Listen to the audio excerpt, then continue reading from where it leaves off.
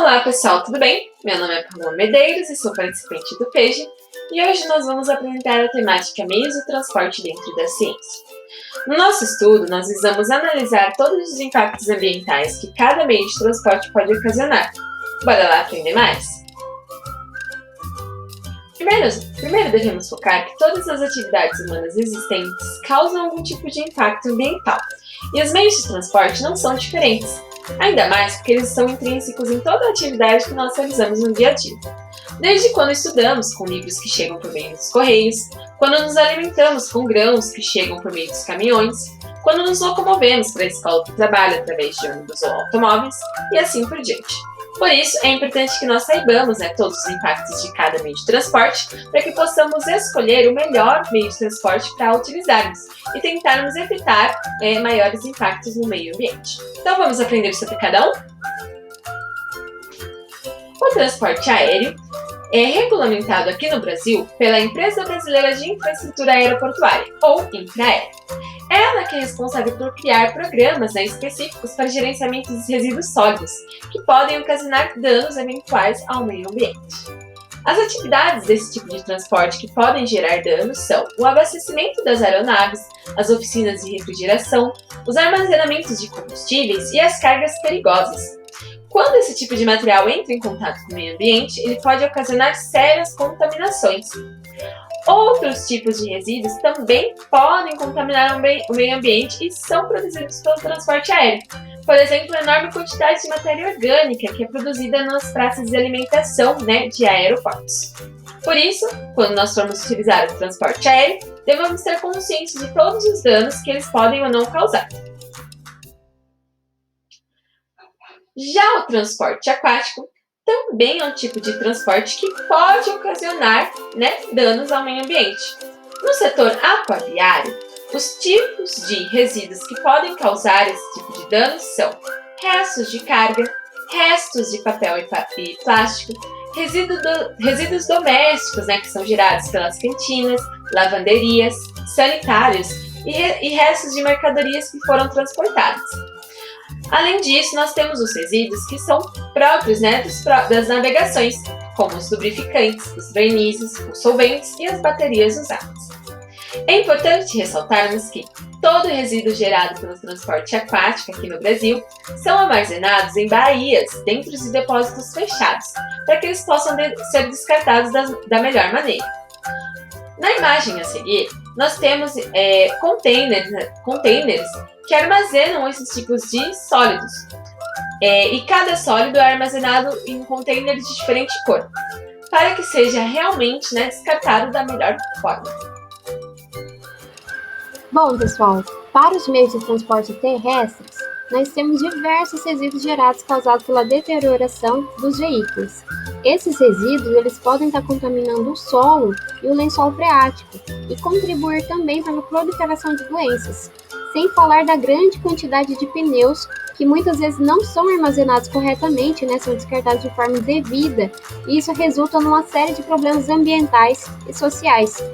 Se a gente for levar em consideração os pneus que são expostos à chuva e podem lá estar armazenando água e causando a proliferação de mosquitos, como a Aedes aegypti, que é o transmissor de várias doenças como a dengue, a zika e a chikungunya. Tudo bem? A emissão de poluentes atmosféricos pelos veículos é um dos principais resíduos gerados, ainda mais pelo fato de existir uma grande quantidade de veículos muito velhos, causando assim uma emissão ainda mais expressiva de gases poluentes na atmosfera. Bom, para reduzir esses impactos, nós podemos priorizar transportes coletivos ou implantarmos rodízio de veículos, como em São Paulo. Outro meio de reduzir os impactos é a criação de postos de coleta de tratamento de veículos, em que esses possam ser desmontados de modo que as peças sejam reaproveitadas, e os fluidos que são altamente contaminantes sejam armazenados e descartados corretamente, ok? Bom, pessoal, agora eu trouxe um vídeo aqui, do Vinícius Teis, onde ele vai estar falando um pouco mais sobre transportes terrestres, tá bom? Vou deixar o link aqui na descrição. Caso você tenha interesse, você pode estar acessando, tá? Vamos assistir o vídeo?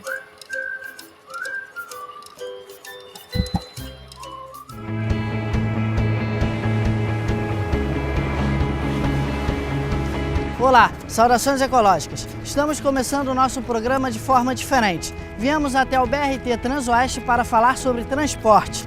Você sabia que os meios de transporte, os grandes engarrafamentos, ajudam na poluição atmosférica?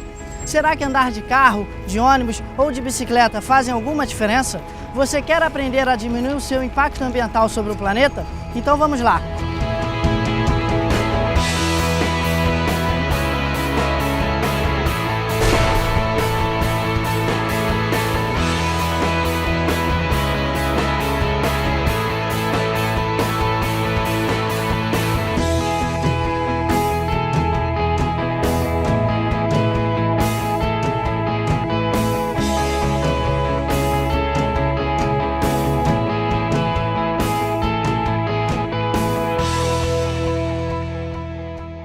Os meios de transporte são fundamentais para o nosso dia a dia. Seja para trabalhar, estudar ou nos divertir, eles estão presentes e afetam diretamente a nossa qualidade de vida e o meio ambiente. No programa passado falamos sobre os combustíveis e que eles são capazes de gerar energia. A maior fonte de energia do mundo é o petróleo e os seus derivados, como a gasolina, o diesel e o querosene, que são essenciais, mas contribuem para o aquecimento global. Os ônibus, carros, caminhões, aviões, navios, ou seja, o setor de transporte, consome cerca de 50% dos derivados do petróleo no Brasil. Percebeu a importância de falarmos de transporte? Percebeu a importância de escolhermos o transporte coletivo em detrimento do automóvel? Vamos então falar sobre mobilidade urbana sustentável. A frota de veículos no Brasil vem crescendo assustadoramente. Enquanto nossa população cresceu 32% entre 1990 e 2008, nos mesmos 18 anos, a frota de veículos no país aumentou 318%. Vamos verificar o impacto desse crescimento no nosso dia a dia. Um carro transporta em média 2 pessoas, um ônibus convencional 80. Um ônibus articulado transporta 180 pessoas, o VLT é 750, o metrô mais de 1.700 e o trem transporta 2.900 pessoas. Para transportar 25.000 pessoas, um trem precisaria dar apenas 9 viagens. Já um automóvel precisaria dar quase 14.000 viagens. Observe que um ônibus ocupa o espaço de 30 metros quadrados para transportar 80 pessoas. Para transportar essas mesmas 80 pessoas em carros, teríamos 44 carros que ocupariam 733 metros quadrados. Como não há rua suficiente para tanto carro, o resultado dessa conta são muitos quilômetros de engarrafamento. O CO2, ou gás carbônico, é o principal responsável pelo aquecimento global. No processo de combustão, são emitidas grandes quantidades de CO2. O ônibus é movido a diesel, que é muito mais poluente do que a gasolina dos carros. Entretanto, como a quantidade de pessoas é maior nos ônibus, isso nos leva a acreditar que a quantidade de gás carbônico gerado é menor nos ônibus, ou seja, o ônibus é um transporte menos poluente do que o automóvel. Com a utilização de carros, aumenta-se o uso dos recursos naturais e vegetais, como o ferro e a borracha, e aumenta-se também a quantidade de materiais descartáveis, como os pneus, os óleos e as carcaças.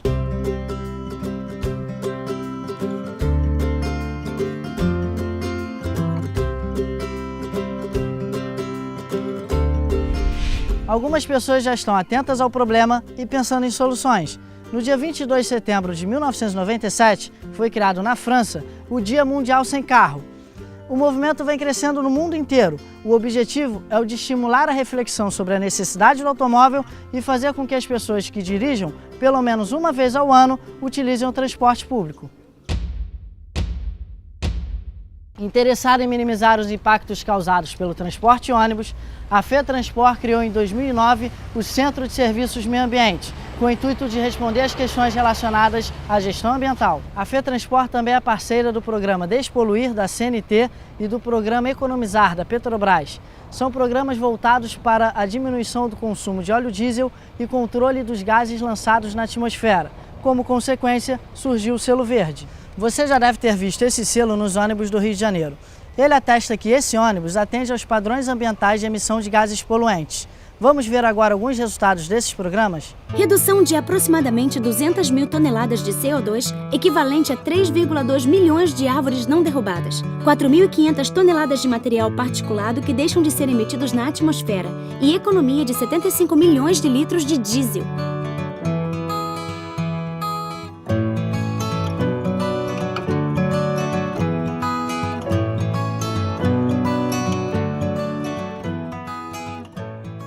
Até quem anda de carro pode contribuir para a melhoria do trânsito e a qualidade do ar.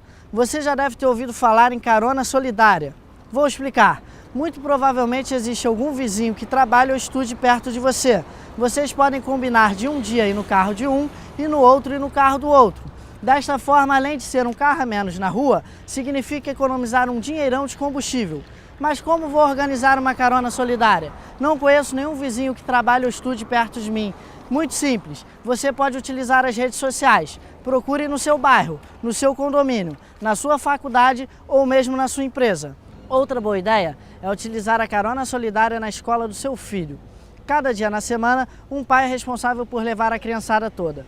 Procure na internet e veja mais dicas bacanas de como utilizar a sua carona solidária.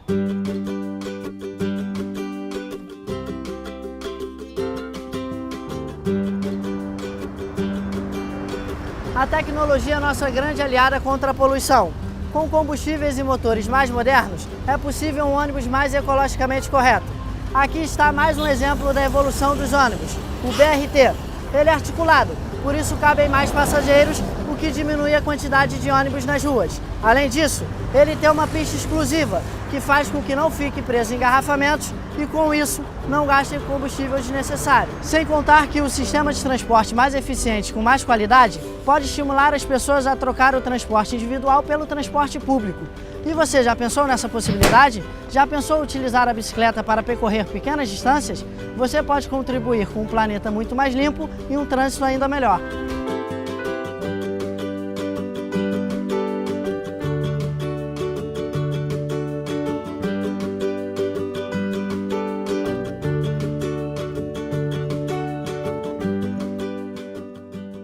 Hora da prática. Como contribuir para uma mobilidade urbana sustentável? Dê preferência aos transportes públicos. O carro polui mais e é o maior responsável pelos congestionamentos. Se o uso do automóvel é inevitável, pense na carona solidária. O carro com uma só pessoa é o maior vilão da mobilidade urbana sustentável. E utilize a bicicleta para pequenas distâncias e para chegar até um transporte de massa, como o BRT. No programa de hoje falamos sobre os meios de transporte e vimos que você pode optar por um transporte mais sustentável. Se utiliza carro, pode passar a usar o transporte coletivo. E quando vai no supermercado? Se você utiliza as sacolas plásticas, pode passar a utilizar as sacolas retornáveis, que trazem um impacto menor para o meio ambiente. No próximo programa, vamos falar sobre os hábitos de consumo e os impactos das suas escolhas para o nosso planeta. Saudações ecológicas e até lá!